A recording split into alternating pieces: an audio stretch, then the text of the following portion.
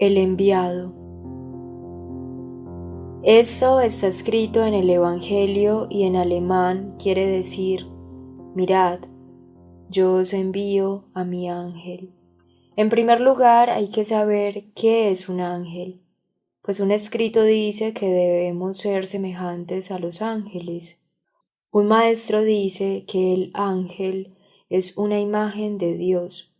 Otro dice que ha sido formado según Dios.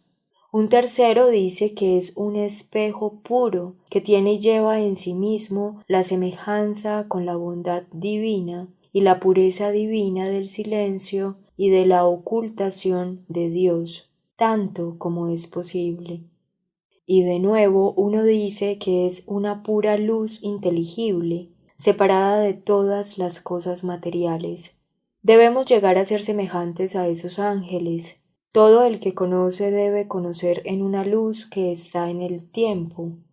Pues lo que siempre pienso, lo pienso en una luz que está en el tiempo y es temporal.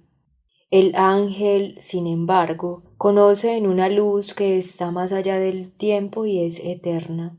Por eso él conoce en una hora eterno, pero el hombre conoce en una hora del tiempo. Lo más bajo de todo es el ahora del tiempo.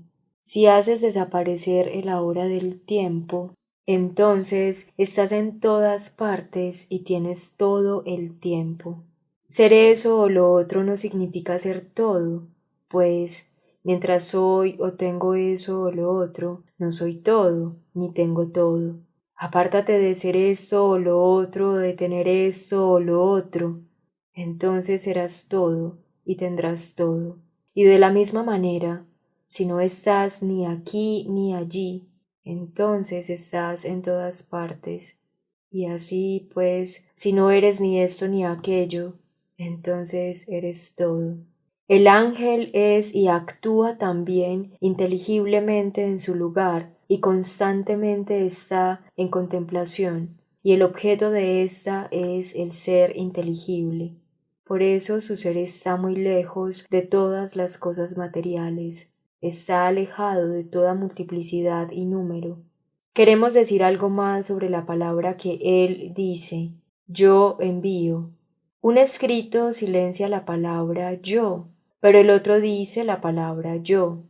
El profeta dice: yo os envío a mi ángel, pero el evangelista silencia la palabra yo y dice: mirad, os envío a mi ángel. ¿Qué significa que un escrito silencia la palabra yo? En primer lugar, se refiere a la inefabilidad de Dios, que Dios es innombrable y que está más allá de toda palabra en la pureza de su fondo, en donde Dios no puede contener ninguna palabra ni discurso, en donde es inefable e indecible para todas las criaturas. Por otro lado, quiere decir que también el alma es inefable y sin palabras. Cuando se la comprende en su propio fondo, entonces es indecible e innombrable, y allí no puede tener ninguna palabra, pues allí está más allá de todo nombre y palabra.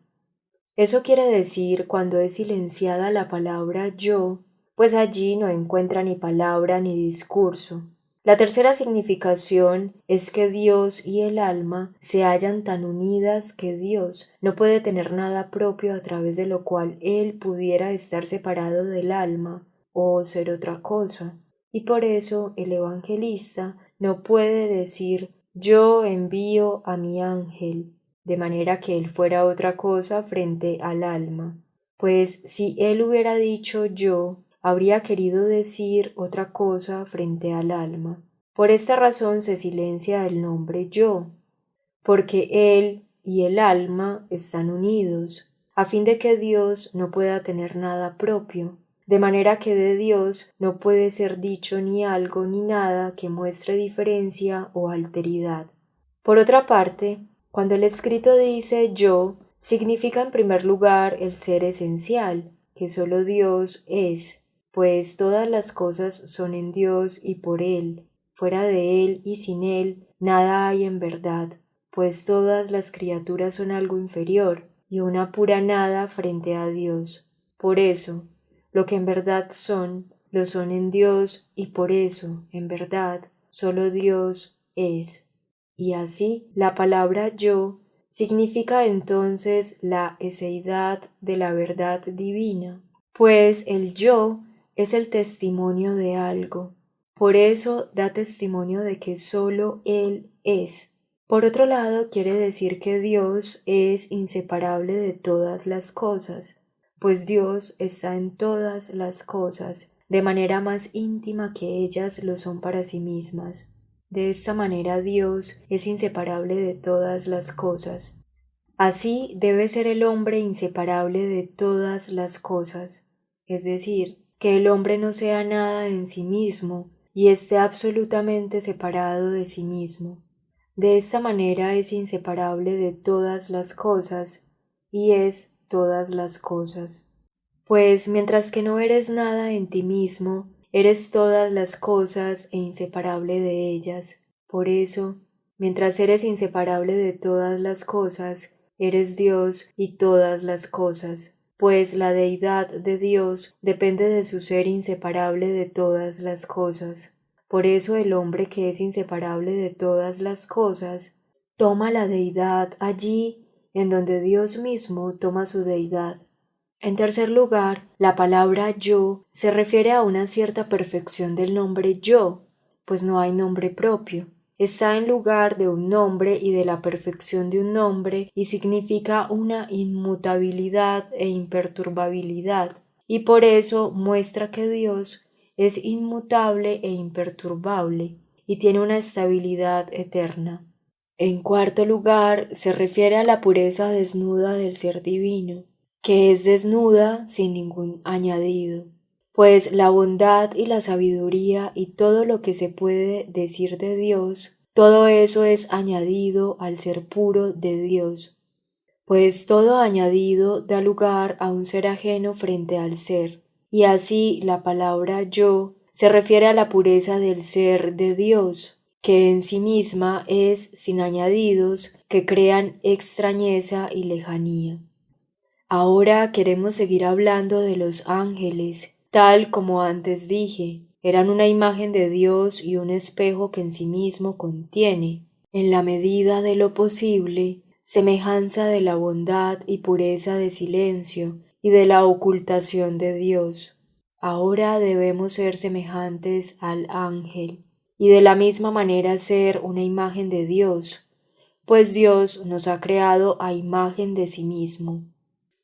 El maestro que quiere hacer una imagen del ser humano no la hace según Conrad o Heinrich. Si hiciera una imagen según Conrad o Heinrich, no tendría la intención de reproducir al ser humano, sino a Conrad o Heinrich. Por el contrario, si hiciera una imagen de Conrad, no tendría como referencia a Heinrich, pues si pudiera y fuera capaz, reproduciría a Conrad según él mismo y absolutamente semejante a él. Ahora bien, Dios tiene esa capacidad y ese poder. Es la razón por la que te ha hecho completamente igual a Él y como imagen de sí mismo. Pero semejante a Él indica alguna cosa de extraño y lejano.